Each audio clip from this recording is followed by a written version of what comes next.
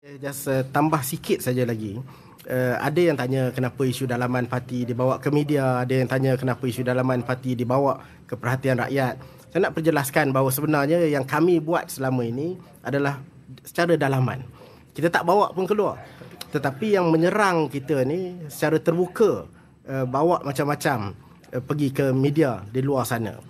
Dan sehinggalah apabila kita dipanggil oleh lembaga disiplin, tiba-tiba media tahu lebih awal daripada kita sendiri tahu yang dipanggil ini. Apabila kami sampai untuk perbicaraan hari Rabu lepas, media dah ada di sana. Siapa yang panggil? Jadi sebenarnya ada pihak yang sedang mengatur. Dan pengaturan mereka ini adalah untuk mencipta satu naratif. Konon-kononnya mereka ni ikut proses parti. Kami sebenarnya yang mengikut proses dalaman parti. Apabila ada sesuatu yang besar, ini kali kedua baru saya buat press statement mengenai isu ini. Kita nak jaga nama baik parti.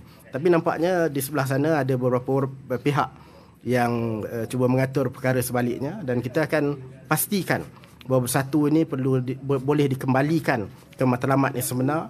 Bersatu ini boleh diselamatkan dan dikembalikan ke hala tuju yang sebenar, iaitu perjuangan untuk menegakkan hak rakyat, membawa suara rakyat, membawa perkara-perkara berkaitan dengan kebajikan rakyat, dan bukan isu-isu membabitkan peribadi dan keluarga semata-mata. So, itu kenyataan awal. Kalau ada apa-apa soalan. Ya. Wabi berdua ada dapat alasan di sebalik pemecatan dan penggantungan dalam surat yang diterima oleh tadi. Apa yang dikatakan? Dalam surat saya, dia memang tak ada. Saya baca je lah senang.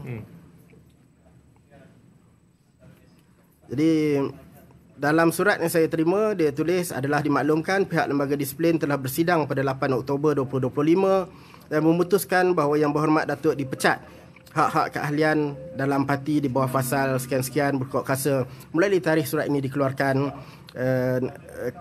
kerana tindakan Yang Berhormat Datuk melanggar fasal 9.1.4 Perlembagaan Parti Pribumi Bersatu Malaysia. Macam tu saja. Saya yang lain pun lebih kurang samalah. Dia tak adalah spesifik sangat. Tidak ada penghakiman. Ya, tidak ada penghakiman. Nak tunjuk? Boleh nampak ke? Boleh.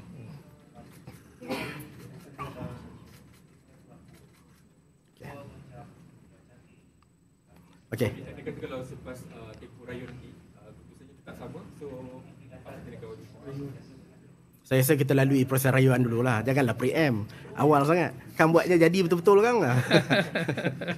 Tapi saya rasa boleh nampak bahawa kami berdua kita tenang je dalam hal ni. Sebab kita tahu kita berada di pihak yang benar, dan ada orang sedang menggunakan kuasa dan kedudukan untuk menekan perkara-perkara yang benar. Jadi kita tak ada masalah. Kita lalui proses tu.